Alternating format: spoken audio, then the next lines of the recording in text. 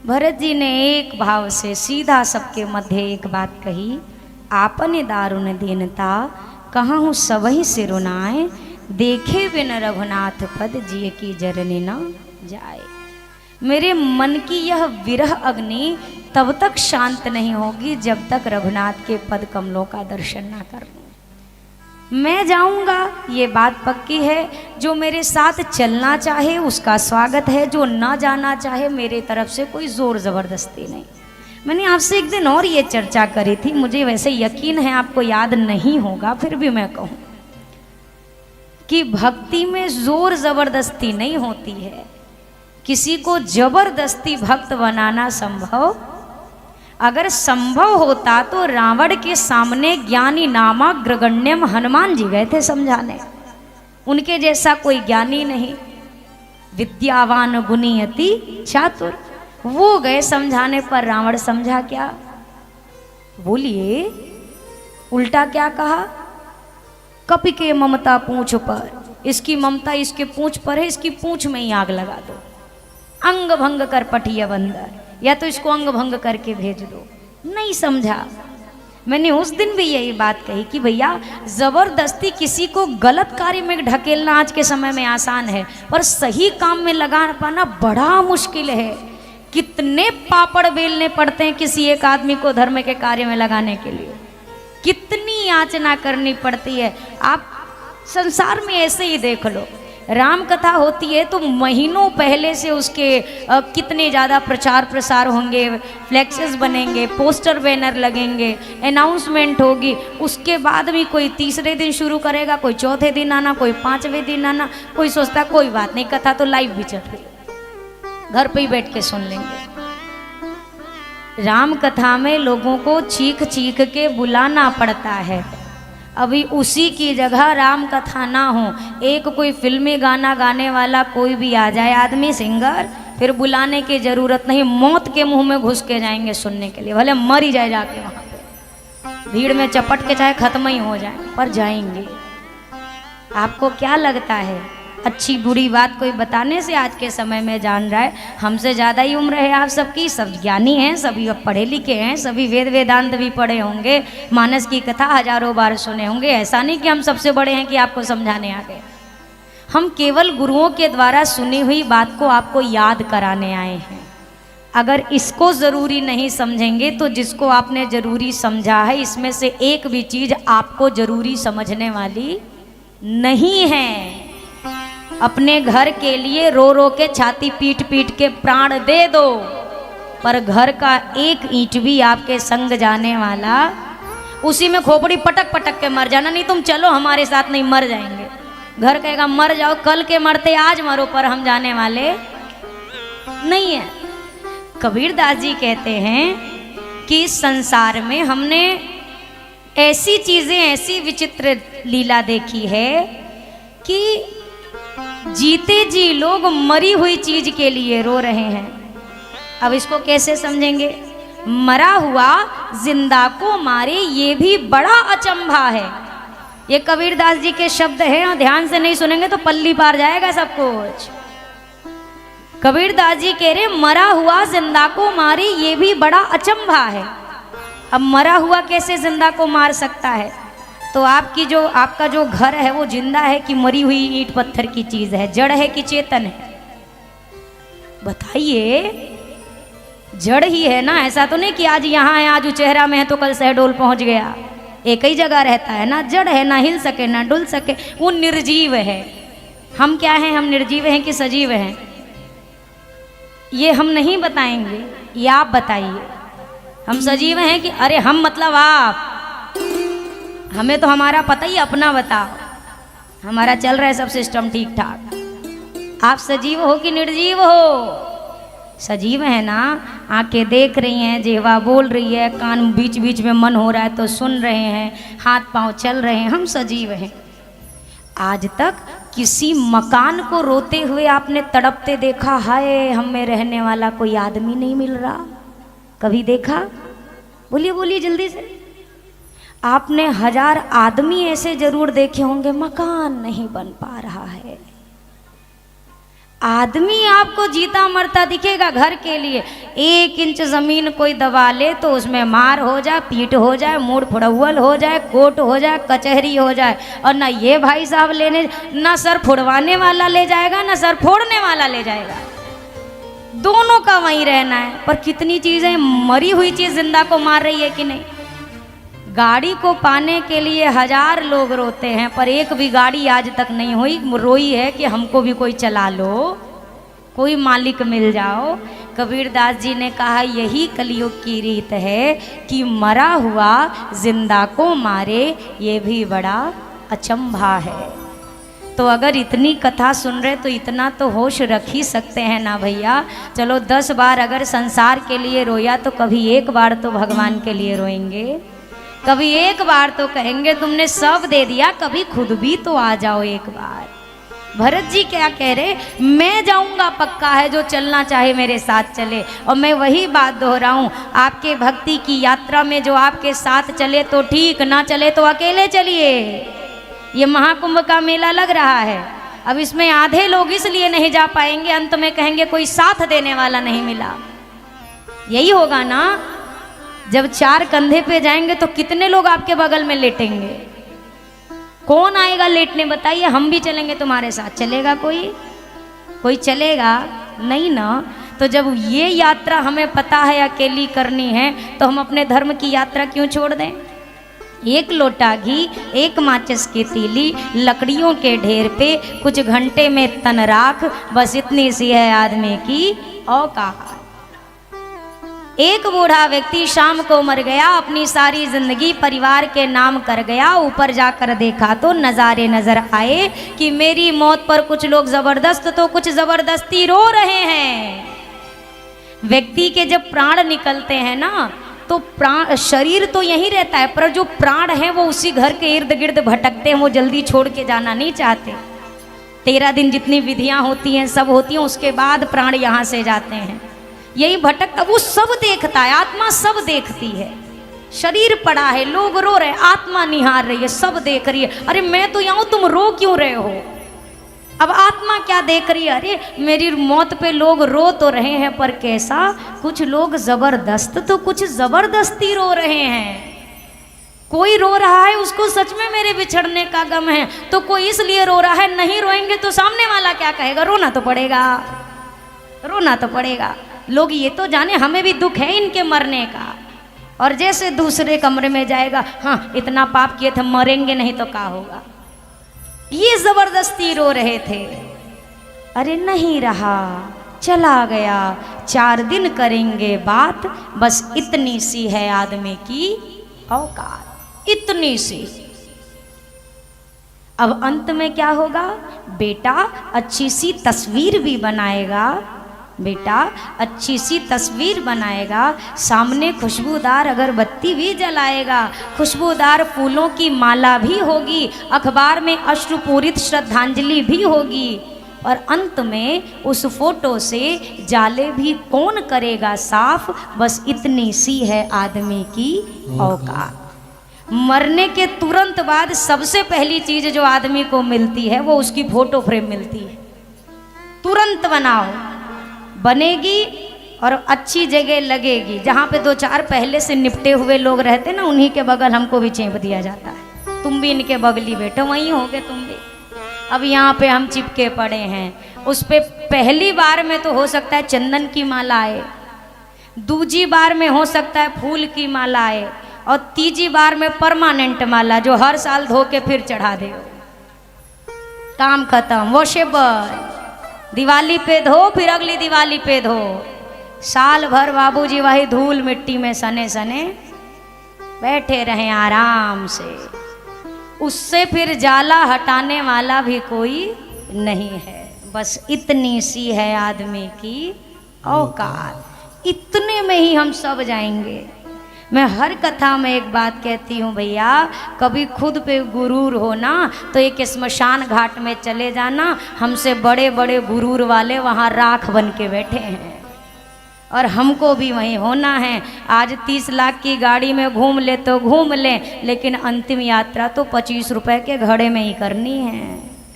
उसी घड़े में डोल, वो भी नसीब हो तो, वो भी अच्छा सौभाग्य है तो।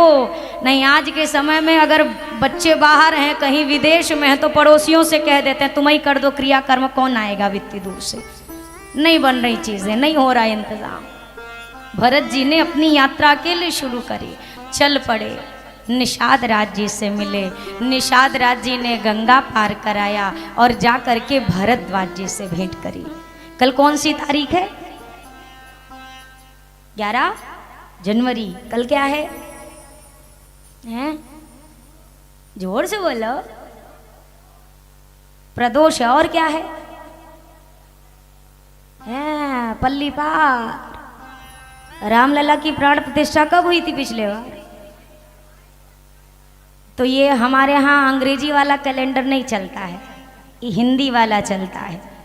पिछले वर्ष द्वादशी के दिन राम जी की प्राण प्रतिष्ठा हुई थी ना, कल द्वादशी है ना, तो कल क्या है?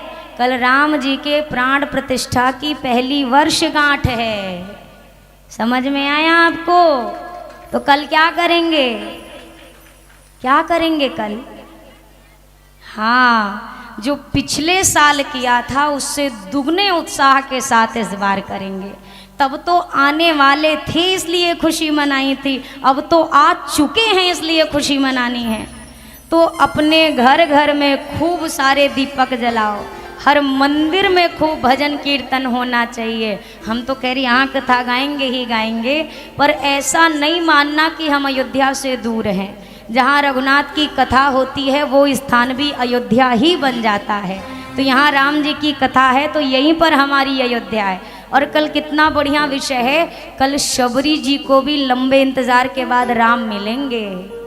तो कल के लिए हम सब शबरी बन जाएंगे और रघुनाथ का इंतज़ार करेंगे, रघुनाथ जी का स्वागत करेंगे।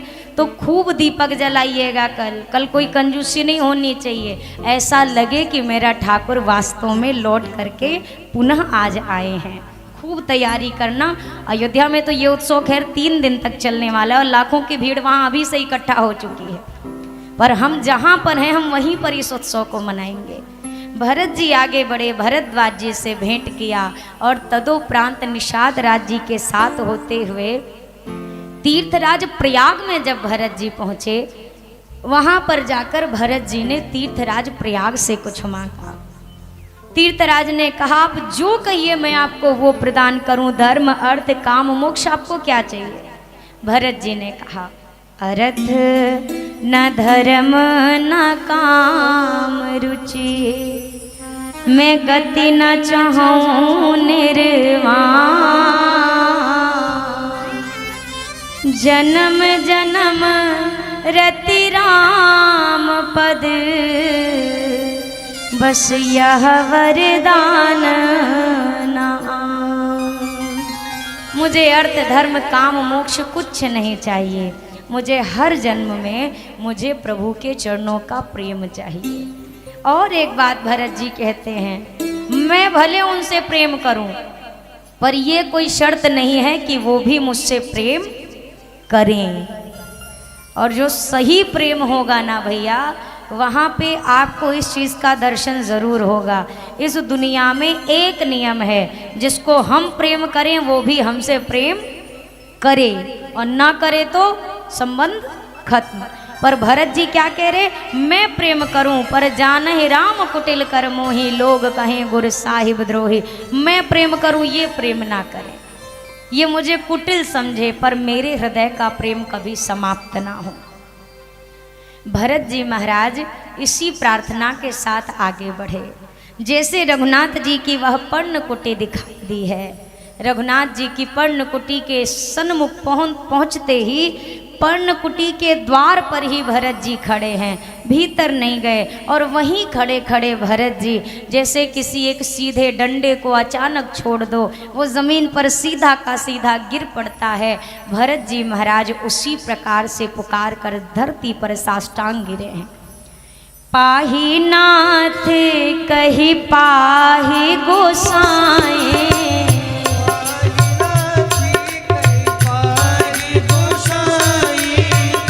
भूतल परि उलकुटी की नाई, भूतल परि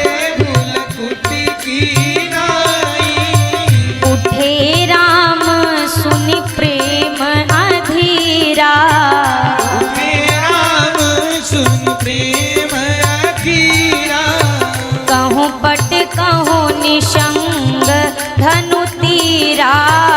कहूँ पट कहूँ निसंग धनु तीरा। कहूँ पट कहूँ निशंग धनु तीरा। पाहिनाथ कही पाही गोसाई, हे प्रभु मैं आपकी शरण में आया, मैं आपकी शरण में हूँ नाथ। ऐसा कहकर जैसे भरत जी गिरे, राम जी ने सुना है पर अभी उठाया नहीं। लक्ष्मण जी ने थोड़ी देर पहले अपने अस्त्र उठाए थे कि भरत को क्या लगता है राम जी अकेले हैं, जिस उद्देश्य से आया है कि मेरे प्रभु के साथ युद्ध करे तो लक्ष्मण से सामना करना होगा। आकाशवाणी भई कि सहसा करी पाछे पछताएं। लक्ष्मण जी बिना वास्तविकता जाने निर्णय लेना ठीक नहीं है। और अब राम जी चाहते हैं लक्ष्मण जी ही जब मुझसे कहेंगे उठा लो तभी मैं उठाऊंगा। लक्ष्मण जी ने कहा हे प्रभु भैया भरत प्रणाम करत रघुनाथा। हे प्रभु भैया भरत आपको प्रणाम कर रहे हैं। जैसे राम जी ने सुना, भरत शब्द कानों में पड़ते ही राघवेंद्र उठे, दौड़ करके गए और भरत जी को उठाकर अपने हृदय से लगा लिया। बरबस लिए उठाई और लाए कृपा निधान। दोनों भैया गले मिले हैं। भैया पूरी अयोध्या की प्रजा आई है, माताएं आई हैं, गुरुदेव आए हैं। राम जी ने सबसे भेंट करी और प्रथम दिवस जब सभा बैठी ना तो राम जी को बताया कि पिताजी नहीं रहे। प्रभु ने जाकर पिताजी का तर्पण किया है। इसके उपरांत अगली सभा बैठे। सभा लगने का एक उद्देश्य है, भरत जी ने चाहा है कि राम जी लौट जाए। इधर देवता व्याकुल हो रखे हैं। देवराजेंद्र ने कहा अगर भरत जी ने राम जी से कह दिया और राम जी वापस चले आएंगे फिर रावण का वध कौन करेगा। गुरुदेव ने कहा तुम्हारे प्रश्न में ही तुम्हारा उत्तर है देवराज। तुम कह रहे हो ना अगर भरत जी ने कह दिया। इसमें मुख्य बात यह है कि भरत जी कहेंगे ही तो नहीं। कभी किसी नौकर को मालिक को ऑर्डर देते देखा है क्या? कभी देखा है कि नौकर ऑर्डर कर रहा है अपने मालिक को, सुनिए आज ये सब्जी ले आइएगा हमको बनानी है? नहीं, वो मालिक से पूछता है आज आप क्या खाना चाहते हैं, आपको क्या पसंद है, आपको जो अच्छा लगे ले आओ। भरत जी कभी ऐसा नहीं कहेंगे कि प्रभु मेरी बात माने। भरत जी वो भक्त हैं जो ये चाहते हैं राजी हैं हम उसी में जिसमें तेरी रजा है। आप बताओ प्रभु आप क्या चाहते हो। और प्रेमी के जीवन में यही लक्ष्य होना चाहिए। मैं ये बकरी वाली हालत छोड़िए, कभी तो आप बोल कर देखो कि प्रभु आप जो कहो आज आपकी मर्जी से हम वो खाते, जो हम खाते हैं वही प्रभु को खिलाते हैं। कभी भगवान से जाकर डिमांड पूछ लो आज आपका क्या खाने का मन है, पूरी खाओगे, पराठे खाओगे, रोटी खाओगे, क्या आप खाना पसंद करोगे। भगवान से भोजन तो छोड़ दो, भगवान का तो पूरा 1 महीने का राशन ही फिक्स होके रखा रहता है। कहाँ रहता है राशन भगवान का? भगवान का राशन कहाँ रहता है? हमारा तो रसोई में रहता है, भगवान का कहाँ? मंदिर के ड्रॉर में। क्या रहता है? मिश्री, मूंगफली या इलायची दाने, और ज़्यादा बड़े लोग हैं तो काजू किशमिश। इससे ऊपर ये भोग जाने वाला। हम तो सोचते हैं कि भगवान जो आपको मिश्री खिला खिला के महीनों रख रहे हैं ना, उसको भी कम से कम आप 1.5 महीने मिश्री खाने पे मजबूर करो। वो भी लंच में मिश्री, डिनर में मिश्री, रात में मिश्री, सुबह मिश्री, मिश्रिये खा खा के वो भी रहे। आप रह सकते हैं क्या? नहीं, हम तो शुगर नहीं लेते हैं। क्यों नहीं लेते हैं? नहीं, हमको डायबिटीज़ की प्रॉब्लम है ना। आपको 4 बरस खा के आ गई तो भगवान को 40 बरस खिला रहे हो, भगवान को कोनो समस्या नहीं हो सकती क्या? भाव रखोगे तो सब है, समस्या भी है, समाधान भी है। जब भाव ही ने मूर्त माननी है तो मूर्त मान के आप पूजते रहो, ये पूजवाते रहेंगे, इनको क्या जा रहा है। आप पूजा करिए, ये पूजा करा रहे हैं। पर यहाँ पर दर्शन किए, भरत जी ने ये नहीं कहा मैं जो कहूँ। राम जी कह चुके हैं मुझे राज्य भी स्वीकार है, आज से अयोध्या का राज्य। आप कहते हो भरत मैं इस राज्य को स्वीकार करता हूँ। लोग जय जयकार करने लगे। तब तक राम जी ने कहा लेकिन 14 सालों के बाद, तब तक भरत इसको मेरी अमानत मानकर संभाले। और भरत एक वचन का पालन मैं कर रहा हूँ, एक वचन का पालन तुम कर दो। 14 वर्षों तक आप इस राज्य को संभाल लो, फिर मैं आकर स्वीकार कर लूँ, पर मैं लौट कर नहीं जाऊँगा। भरत जी महाराज ने कहा, प्रभु अब जब भेज ही रहे हो तो कोई अवलंब दे दो, किस सहारे 14 साल बिताऊँ वो सहारा दे दो। तो यहाँ प्रभु ने स्वयं को ही पादुका स्वरूप में परिवर्तित किया, एक दूसरे अवतार के रूप में। कई लोग कहते हैं कि राम जी पादुका पहन के गए थे तो वही पादुका उतार करके भरत जी को दे दी। अच्छा, कैकेयी मैया का तो व्रत है भैया, विशेष उदासीन व्रत लेके जाना है। विशेष उदासीन का मतलब ना धातु का स्पर्श होगा, ना पैरों में कुछ पहना जाएगा, एक वस्त्र के सिवा दूसरा कोई सिला हुआ वस्त्र नहीं धारण करना है, किसी नगर राज्य में प्रवेश नहीं करना, ये विशेष उदासीन व्रत है। रघुनाथ जी पादुका पहन कर नहीं गए हैं, अपने भरत के लिए श्री सीताराम जी ने पादुका अवतार धारण किया है और उसी पादुका को भरत जी को दे करके भेजा है। भरत जी महाराज पादुका को शीश पर धारण करके अयोध्या आए। अयोध्या के राज सिंहासन पर उन पादुकाओं को विराजमान किया और स्वयं नंदीग्राम चले गए। नंदीग्राम में ज़मीन में गड्ढा खोदकर भरत जी वहाँ शयन करते हैं कि मेरा आसन मेरे स्वामी के आसन के बराबर नहीं होना चाहिए। इधर तो भरत जी का यह पावन प्रसंग आया और रघुनाथ जी चित्रकूट में जो के विराजमान है।